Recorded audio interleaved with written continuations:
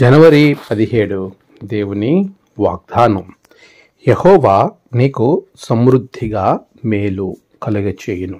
ద్వితీయోపదేశకాండము 28వ అధ్యాయం 11వ వచనం.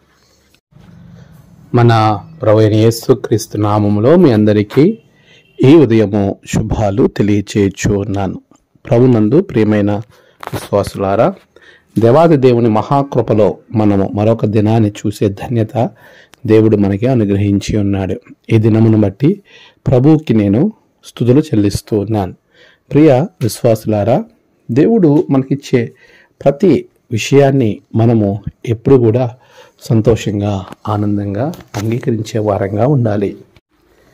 దేవాది దేవుడు మనందరికీ మేలును అనుగ్రహించే దేవుడు. ఆ మేలు కూడా సమృద్ధిగా అనుగ్రహించేవాడు. అందుకే కీర్తనకారుడు మేలుతో నీ హృదయమును తృప్తిపరచెదను అనేటువంటి వాగ్దానాన్ని జ్ఞాపకం చేస్తూ ఉన్నాడు. 103వ కీర్తనలో మనం గమనించినట్లయితే దావీదు దేవునికి కృతజ్ఞతాస్తుతులు చెల్లిస్తూ మేలుతో ప్రభువు మన యొక్క హృదయాలు తృప్తిపరుస్తాడు. అంటే మనం తృప్తిపరచబడే రీతిలో ఆయన మేలులు ఉంటాయి. ఇక్కడ దేవాతి దేవుని మాటలు మనం ఆలోచన చేస్తున్నప్పుడు యెహోవా నీకు సమృద్ధిగా మేలు కలుగచేయును. మనం చాలాసార్లు ఒకటో రెండో మేలులు అడుగుతూ ఉంటాం ప్రభువుని, కానీ ప్రభు నీకు సమృద్ధిగా మేలును అనుగ్రహించడానికి సిద్ధంగా ఉన్నాడు. అది మనం గమనించవాలి. అంతేకాదు, ఆ సమృద్ధికరమైన మేలు మనం పొందుకోవడానికి ప్రభు మాటను మనం ఆజ్ఞలను అంగీకరించి ఆయన ఆజ్ఞల ప్రకారంగా ఎవరైతే నడుచుకుంటారో అలాంటి వారికి అలాంటి సమృద్ధికరమైన మేలు కలుగుతుందని ద్వితీయోపదేశకాండము 28వ అధ్యాయం 1వ వచనములో మనం గమనించగలుగుతాం. ఈరోజు ప్రియులారా, మొదటి వచనాలలో దేవుడిచ్చిన ఆజ్ఞను ఎవరైతే పాటిస్తారో వారికి దేవుడిచ్చే సమృద్ధికరమైన మేలు అద్భుతమైన రీతిలో పొందుకుంటారు. యోసేపు దానికి చక్కటి ఉదాహరణ.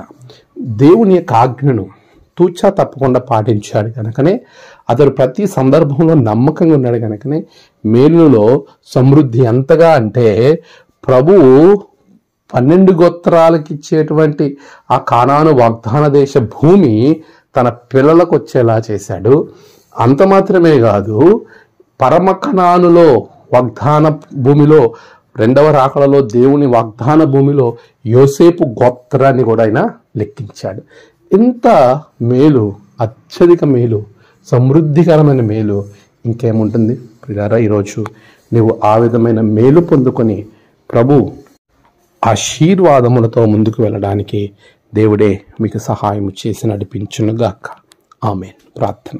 సర్వశక్తిమంతుడా, గొప్ప దేవ, నీ బిడ్డలు మేలులో సమృద్ధిని అనుగ్రహించండి. దానికి నీ ఆజ్ఞలను పాటించే వారంగా వారిని దీవించండి. నేడు వారి ప్రయాణాలు, పనులు అన్నిటిలో నీ బిడ్డలను దీవించి ఆశీర్వదించండి. నేడు జన్మదినము, వివాహ దినము, ఆయా విశేష దినములు జరుపుకుంటున్న బిడ్డలను బహుగా దీవించండి. తమ ప్రియులను కోల్పోయిన వారి కుటుంబాలకు ఆదరణ, నెమ్మది దయచేయండి. ధనదేవులతో నింపమని యేసు నామమున ప్రార్థించి వేడుకొంచున్నాం తండ్రి. ఆమేన్. తండ్రి, కుమార, పరిశుద్ధాత్మ త్రియేక దేవుని దీవెన మీకు తోడుగా ఉండి నడిపించుగాక. ఆమేన్.